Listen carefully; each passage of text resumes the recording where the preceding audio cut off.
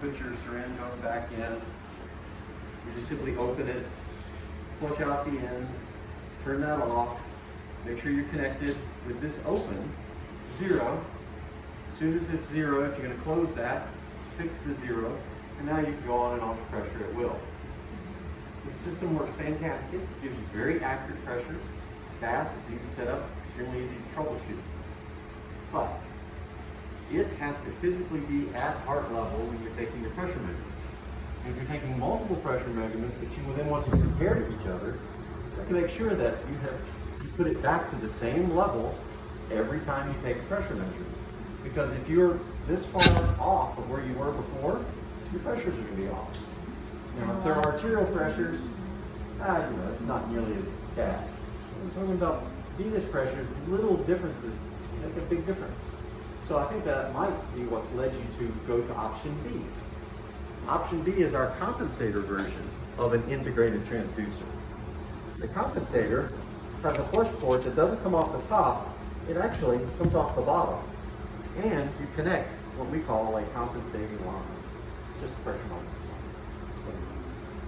So how does this one work different than the other one? This one, when you get ready to 0 it, you're going to flush out this port. You want to flush and fill that entire line with fluid. The purpose of that fluid is simply as a counterbalance. Whenever you're talking about a counterbalance with transducers, you simply are counterbalancing the weight of the fluid at that end to heart level, so that the weight of the fluid that's in the catheter and this line just cancels each other out. That's it.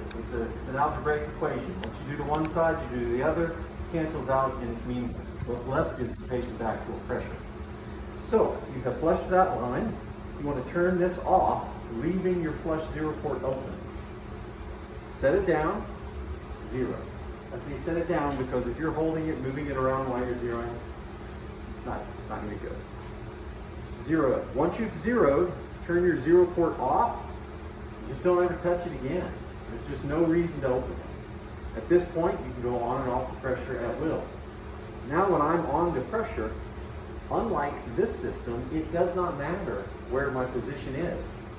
I can have 2 of these at different positions.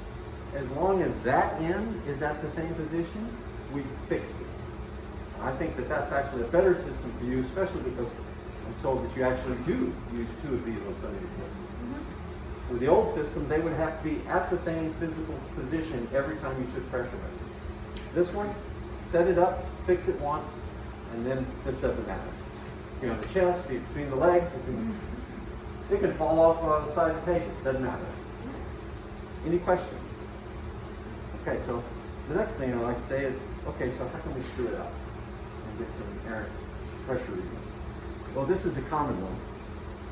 Let's say you got a physician that comes in, you've got this all set up, it's ready to go. They want to double check it. So they're going to turn this off, they're not connected to their catheter yet, and they say 0. I want to just go ahead and re-zero. Some people always like to do that, they just re-zero. And they're used to just simply zeroing off the end because, well, I'm open to error here, I should be able to 0. That does work with this style.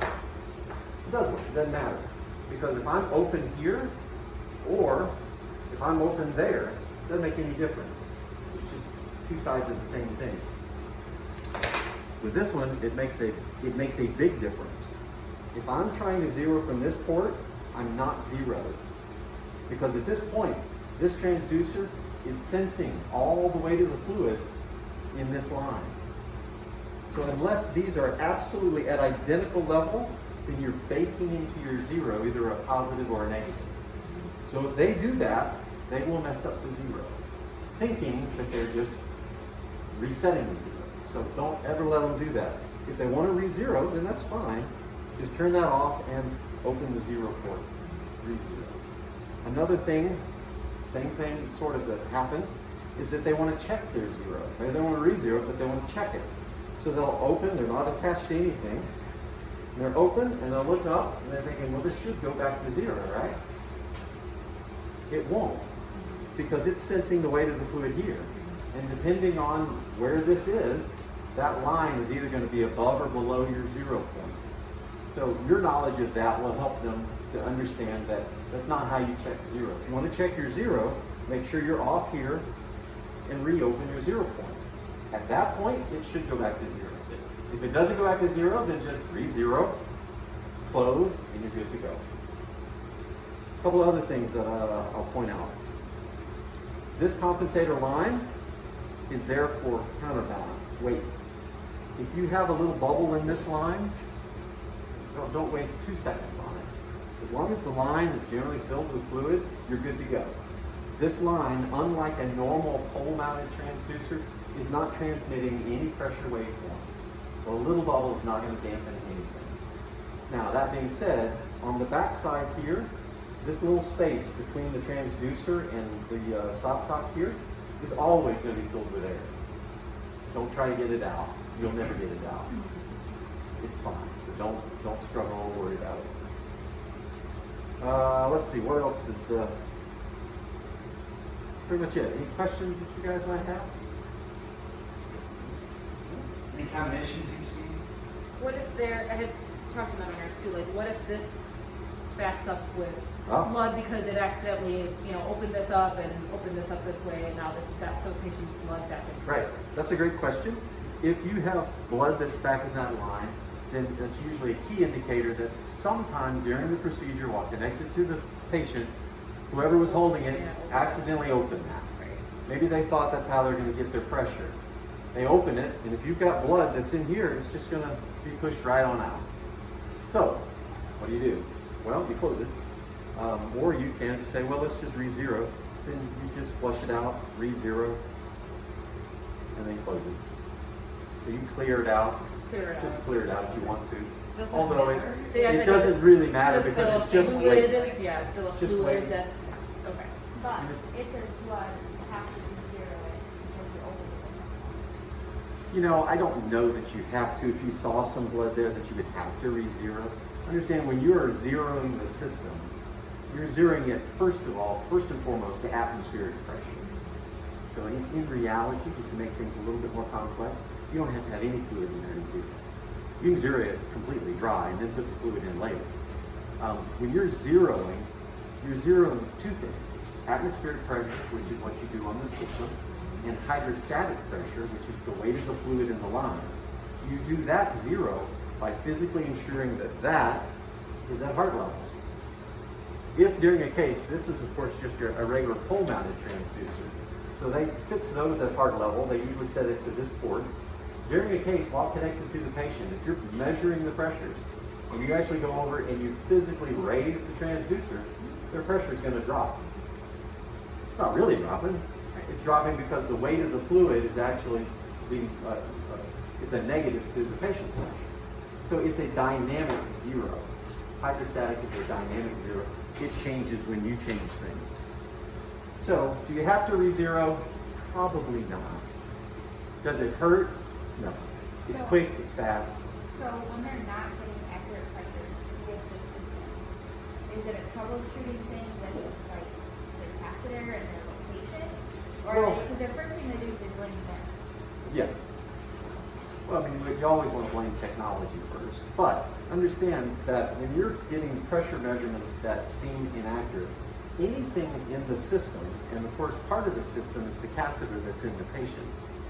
You can have a catheter that, while in the patient, actually is kinked in a way that will affect the pressure. You can't see it. And sometimes, I've seen it where something is wrong. Maybe you've been torquing the catheter a lot.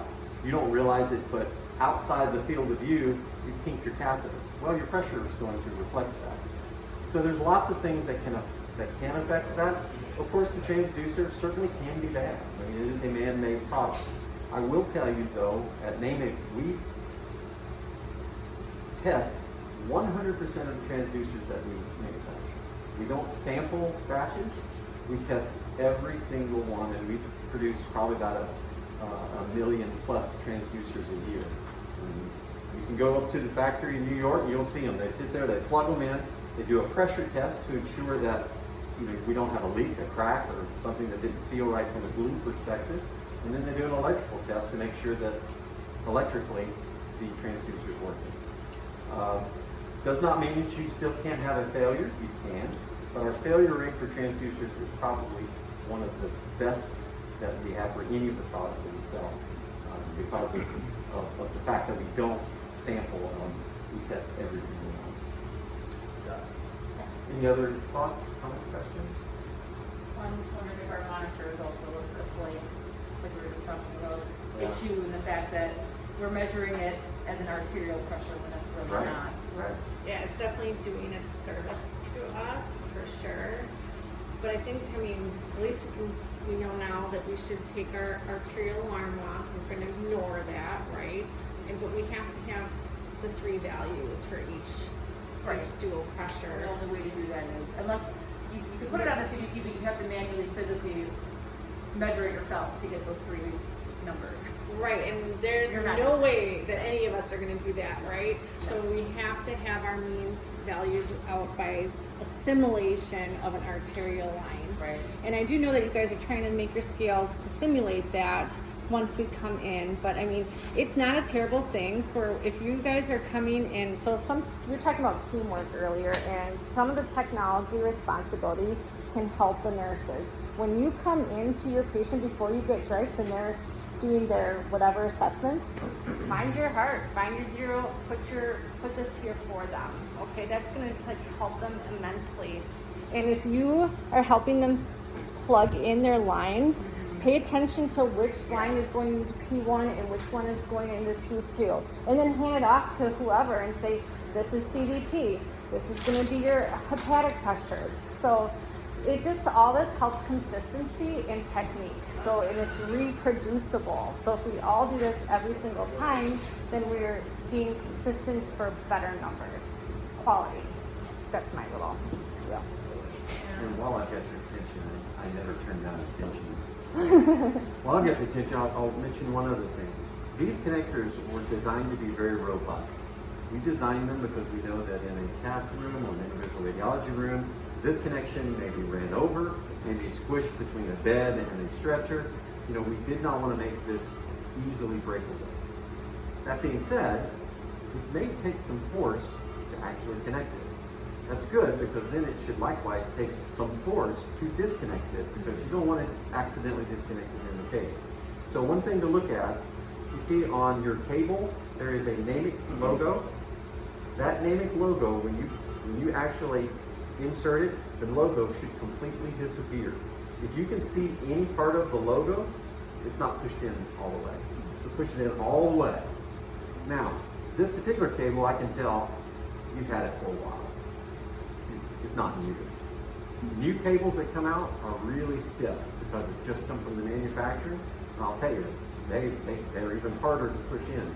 So if you ever get a new cable, always check, make sure you push it all the way in. And then I always like to, for new cables, I'm going to take that in and I'm just going to sort of like pry it just to loosen it up from the manufacturing process.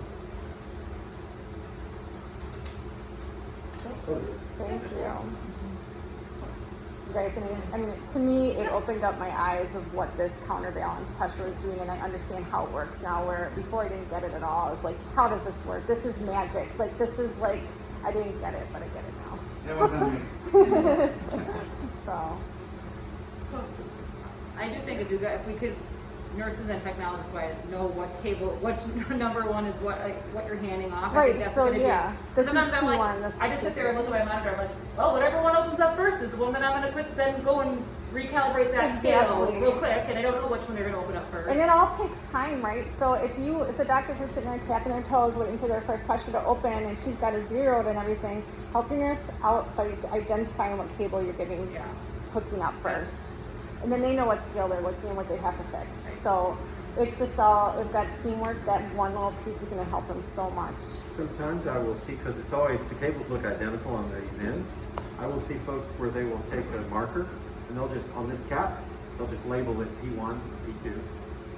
That way when you're holding this one, you know exactly which one you're about to connect. But, I feel like that stuff walks all the time, Yeah. but just you'd have to train yourself to look and say, this slot is P1 on my monitor. I've got the P1 cable in my hand, you know what I mean? So I just know how our cables look.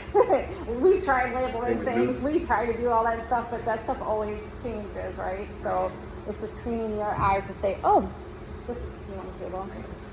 Disregard it. I mean, yeah, in an ideal world, that would be great. Right.